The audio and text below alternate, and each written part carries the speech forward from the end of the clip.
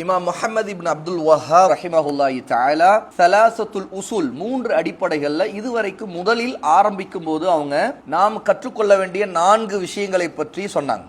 அல் இல்மு, மார்க்க கல்வி, அல்லாஹ்வை பற்றி, நபியை பற்றி, இஸ்லாமிய மார்க்கத்தை பற்றி அதனுடைய ஆதாரங்களோடு படிக்கிறது. இரண்டாவது அதன் பக்கம் அமல் செய்வது, அதை நடைமுறைப்படுத்துவது, வாழ்க்கையில பின்பற்றுவது. மூன்றாவது அதன் பக்கம் மக்களையும் அழைக்கிறது. நான்காவது அதற்காக பொறுமையோடு சகித்து அந்த துன்பங்களை ஏற்றுக்கொள்றது. இந்த விஷயங்கள் தான் வெற்றிக்கான வழி.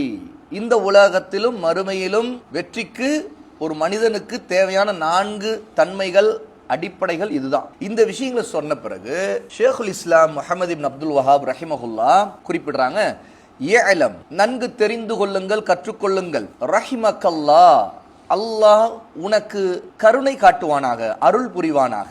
அன்னஹு யஜிபு அலா குல்லி முஸ்லிமின் வ முஸ்லிமத்தின் தஅல்லுமு ஹாதிஹி ஸலாசி மசாயில். இந்த 3 விஷயங்களை அறிந்து கற்று அதன்படி செயல்படுவது ஒவ்வொரு முஸ்லிமான ஆணுக்கும் முஸ்லிமான பெண்ணுக்கும் கடமையாக இருக்கின்றது. அந்த 3 என்ன? அதுதான் இந்த பாடத்துல படிக்க போறது. இந்த பாடம் பக்கம் 79 ஷேக் சாலிஹ் அல் உஸைமீன் ரஹிமஹுல்லாஹி தஆலாவுடைய விரிவுரையை படிக்கிறோம். இந்த விரிவுரை தமிழ்ல வெளிவந்திருக்குது இல்லையா? இதுல 79 பக்கத்துல நம்ம ஆரம்பிக்கிறோம். 3 செயல்கள், 3 விஷயங்களின் கடமை, அதை பற்றி ஷேகுல் இஸ்லாம் முஹம்மது இப்னு அப்துல் வஹாப் ரஹிமஹுல்லாஹ் குறிப்பிடுறாங்க. அதைத்தான் நம்ம ஒவ்வொன்றா படிக்க போறோம். முதலாவது வல் அமலு பிஹின், அதாவது 3 விஷயங்களை கற்றுக்கொள்வது, அதை பற்றி அமல் செய்வதும் உள்ளது.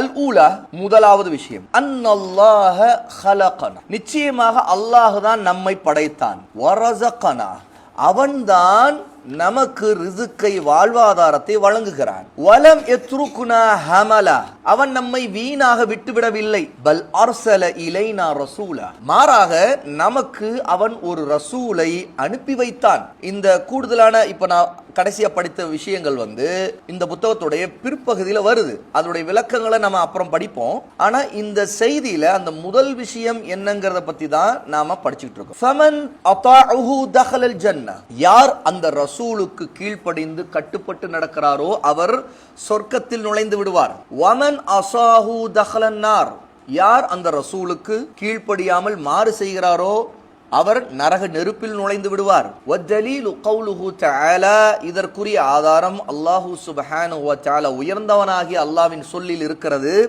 இன்னா அர்சல்னா இலைக்கும் ரசூலன் ஷாஹிதன் அலைக்கும் கமா அர்சல்னா இலா ஃபிர்அவுன ரசூலா ஃபஅஸா ஃபிர்அவுனுர் ரசூல ஃபஅഖذனாஹு அഖ்தன் வபீலா, நிச்சயமாக நாம் உங்களிடம் உங்களுக்கு சாட்சி சொல்லக்கூடிய ஒரு தூதரை, ஆதாரத்தை முன்வைக்கக்கூடிய ஒரு தூதரை, ரசூலை அனுப்பினோம். ஃபிர்அவுனிடம் நாம் எப்படி ஒரு தூதரை, ஒரு ரசூலை அனுப்பினோமோ அது போல. ஆனால் ஃபிர்அவுன் அந்த தூதருக்கு மாறு செய்தான். எனவே நாம் அவனை மிகவும் கடுமையாக பிடித்து விட்டோம். 73வது சூராவுடைய 15, 16வது ஆயாத் அல்லாஹு தஆலா குறிப்பிடு. அப்போ யார் அந்த ரசூலுக்கு கட்டுப்படாமல் கீழ்ப்படியாமல் இருக்கிறாரோ அல்லாஹ் அவரை கடுமையாக தண்டிப்பான். ஃபிர்அவுனை அல்லாஹ் தண்டித்தான். ஏன்னா அவனுக்கு அனுப்பிய மூசாவுக்கு கட்டுப்படல, கீழ்ப்படியவில்லை.